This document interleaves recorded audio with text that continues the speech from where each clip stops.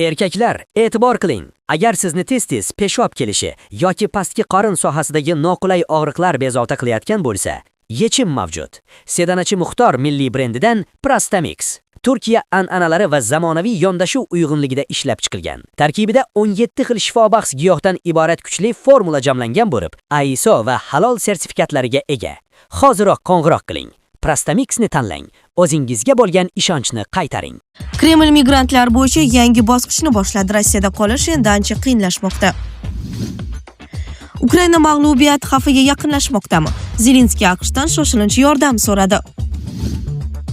Tolibon va Rossiya yaqinlashuvi ortida nima bor? Moskva Afg'onistonda katta reja boshlayotgani aytilmoqda. Katta Farg'ona kanalida timsoh paydo bo'ldimi? Rasmiylar keskin bayonot berdi. Yevropada nikohsiz tug'ilgan bolalar soni keskin ortmoqda. Saudiya haj mavsumida dronlarni ishga tushirdi. Makkada favqulodda choralar kuchaymoqda. Olimlar Quyosh tizimining eng katta sirlaridan birini ochdimi? Yupiter ortida sayyoralar fabrikasi topildi. Kreml migrantlar bo'yicha yangi bosqichni boshladi. Rossiyada qolish endi ancha qiyinlashmoqda. Rossiyada migrantlar ustidan nazoratni kuchaytirishga qaratilgan bir qator qonunlar qabul qilindi. Bu haqda Davlat dumasi raisi Vyacheslav Volodin ma'lum qildi. Uning so'zlariga ko'ra, hozirgi vaqtda chet el fuqarolari Rossiya Federatsiyasiga kirishda giyohvandlik va psixotrop moddalar iste'mol qilganlik fakti, shuningdek yuqumli kasalliklar mavjudligi bo'yicha majburiy tibbiy ko'rikdan o'tishlari shart.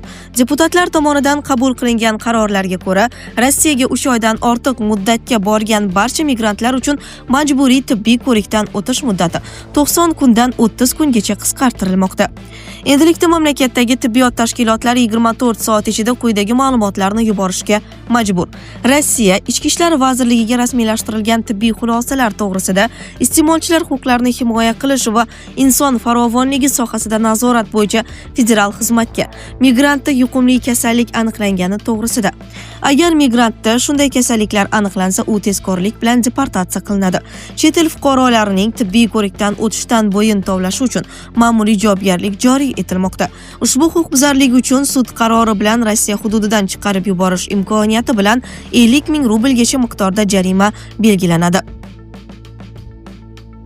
Ukraina mag'lubiyat xavfiga yaqinlashmoqdami? Zelenskiy AQShdan shoshilinch yordam so'radi. Vladimir Zelenskiy Donald Trump va AQSh kongressiga maktub yo'llab, Ukrainada havo hujumidan mudofaa tizimlari yetishmayotganini ma'lum qildi. Maktubni Axios jurnalisti Barak Ravid e'lon qildi. Zelenskiyning so'zlariga ko'ra, Ukraina uchuvchisiz uchish qurilmalaridan himoyalanish bo'yicha sezilarli muvaffaqiyatlarga erishgan, ammo hozircha o'zining raketaga qarshi mudofaa tizimini ishlab chiqara olmaydi.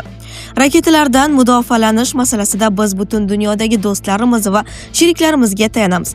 Ballistik raketalardan himoyalanish borasida esa biz deyarli faqat Qo'shma Shtatlarga suyanamiz, deb yozadi Zelenskiy. Uning ta'kidlashicha, Patriot tizimlari Rossiyaning deyarli barcha turdagi ballistik raketalardan eng samarali himoya bo'lib qolmoqda. Ukraina ixtiyoridagi aynan Patriot tizimlari eng muhim narsani isbotladi. Rossiyaning aksariyat raketalarini to'xtatib qolish mumkin, deya qayd etadi prezident. Pearl dasturi doirasida hozirda yetkazib berilayotgan qurollar duch kelinayotgan real tahdidlarga endilikda mos kelmaydi. Ukraina havo makonini Rossiya raketalarini himoya qilishda sizlardan yordam so'rayman, deydi Zelenskiy. The Economist'ning yozishicha, Ukraina prezidenti Zelenskiy yana 2-3 yil davom etadigan urushga tayyorgarlik ko'rishni buyurgan. Cho'zilgan urushni Ukraina jamiyati qo'llab-quvvatlamasligi mumkin. Jamiyatdagi birlik zaiflashgan. Bunga Zelenskiyga yaqin doira bilan bog'liq korrupsiya mojarolari ham sabab bo'lmoqda. Tolibon va Rossiya yaqinlashuvi ortida nima bor? Moskva Afg'onistonda katta reja boshlayotgani aytilmoqda. Rossiya va Tolibon hukumati Moskva viloyatida o'tkazilgan forumda harbiy texnik hamkorlik to'g'risidagi bitimni imzoladi.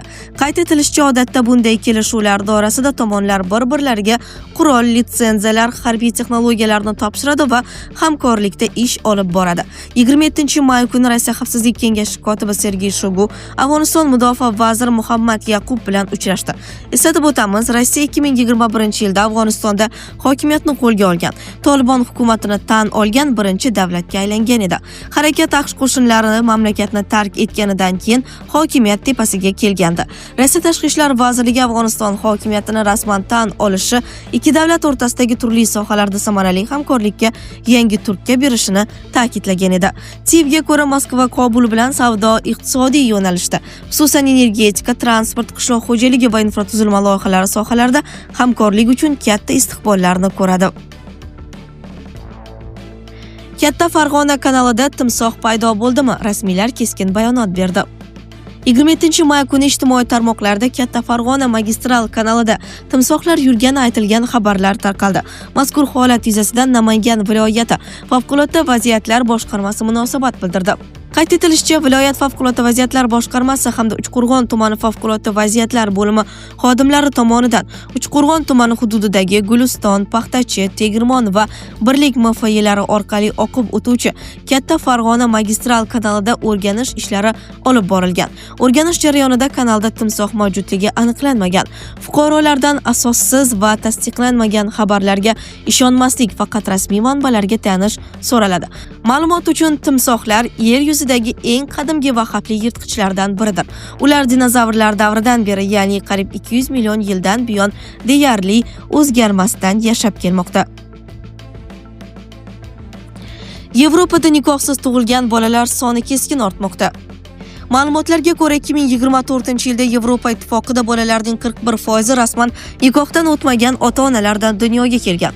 Ittifoqning 7 ta davlatida bu ko'rsatkich 50% dan oshib ketdi. Bu haqda Eurostat xabar berdi. Eng yuqori ko'rsatkichlar Bolgariya, Fransiya va Portugaliyada qayd etilgan. Eng past ko'rsatkich esa Gretsiya, Vengriya va Xorvatiyada kuzatiladi. 2004-2024 yillar oralig'ida nikohdan tashqari tug'ilishlar soni 18 ta davlatda o'sgan va faqat 4 tasida kamaygan. 2025-yil 1-yanvar holatiga ko'ra Yevropa ittifoqi aholisi 451 million kishiga yetgan. Bu o'tgan yilga nisbatan qariyb 1 millionga ko'pdir. Eng ko'p aholi Germaniyada istiqomat qiladi, 84 million kishi. Bu Yevropa ittifoqi umumiy aholisining 19% ni tashkil etadi. Shuningdek, yirik davlatlar qatoriga quyidagilar kiradi: Fransiya 69 million, Italiya 59, Ispaniya 49, Polsha 36 million. Bu 4 davlat hissasiga Yevropa umumiy aholisining 66% to'g'ri keladi. Saudiya haj mavsumida dronlarni ishga tushirdi. Makkada favqulodda choralar kuchaymoqdami? Ma'lum qilinishicha, Makka shahrida havo harorati 45 darajagacha ko'tarilgani sababli issiq urishi bilan bog'liq holatlar ko'paygan. Shu bois mamlakat sog'liqni saqlash xizmati tibbiy markazlarni zarur vositalar bilan tezkor ta'minlash uchun uchuvchisiz uchar qurilmalarni ishga solgan. Dronlar Makka, Mino va Arofat hududlaridagi 127 ta klinikaga dori-darmon va boshqa tibbiy vositalarni yetkazib bermoqda. Saudiya rasmiylariga ko'ra, ushbu tizim 1,5 milliondan ortiq hojilar to'plangan gavjum yo'llardagi tirbandlik muammosini kamaytirishga yordam bermoqda. Milliy yagona xarid kompaniyasi bosh operatsion direktori Fahd Al-Badhi AFP'ga bergan izohida haj mavsumidagi tibbiy ehtiyojlarga tayyorgarlik ishlari 9 oy avval boshlanganini aytgan. Uning so'zlariga ko'ra, dronlar joriy etilishidan avval haydovchilar tibbiy vositalar kamayib qolgan klinikalarga yetib borish uchun ba'zan 1 soatdan ortiq vaqt sarfladi. Saudiya Arabistoni haj mavsumida boshqa zamonaviy texnologiyalarni ham qo'llamoqda. Jumladan, Makka va uning atrofidagi minglab kuzatuv kameralaridan olingan tasvirlarni nazorat qilishda sun'iy intellektdan foydalanilmoqda. Shuningdek, jazirama issiqqa qarshi ulkan ventilyatorlar, bepul suv tarqatish punktlari va nam purkash tizimlari ishga tushirilgan. Olimlar Quyosh tizimining eng katta sirlaridan birini ochdimi? Yupiter ortida sayyoralar fabrikasi topildi. Max Planck jamiyatining Quyosh tizimini tadqiq qilish instituti olimlari Yupiter orbitasidan keyingi hudud sayyoralar va asteroidlarning qurilish bloklari bo'lmish planetizmlarni shakllanishidagi asosiy fabrikalardan biri bo'lgan bo'lishi mumkinligini aniqladi. Ushbu tadqiqot ishi The Aeroballistic Journal jurnalida chop etildi. Qariyb 4,6 milliard yil avval yosh quyosh gaz va chang bilan qoplangan disk bilan o'ralgan bo'lgan. Vaqt o'tishi bilan chang zarralari bir-biri bilan to'qnashib va yopishib tobora yirikroq jismlarni, keyinchalik ulardan sayyoralar va asteroidlar shakllangan planetizmlarni hosil qilgan. Tadqiqotchilar Quyosh tizimi yaralishidan 2-4 million yil o'tgach sodir bo'lgan jarayonlarni modellashtirgan. Bu vaqtga kelib Yupiter allaqachon shakllanib bo'lgan, o'z orbitasi bo'ylab bo'shliqni tozalab, gaz chang diskida uzilish paydo qilgan edi. Uning ortidan darhol gaz bosimi yuqori bo'lgan hudud, chang zarralari va kosmik toshchalar to'plana boshlaydigan o'ziga xos tuzoq yuzaga kelgan.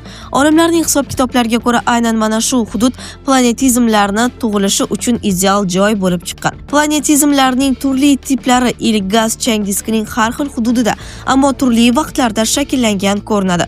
Yupiter orbitasidan keyingi hudud buning uchun ajoyib sharoitni ta'minlab bergan, deya tushuntirdi tadqiqot rahbari Yoana Georgikova.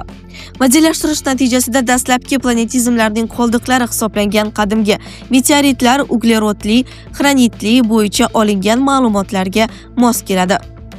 Sizlarga yetkazmoqchi bo'lganlarimiz shulardan iborat edi. Dunyo yangiliklaridan uzoqlashmang.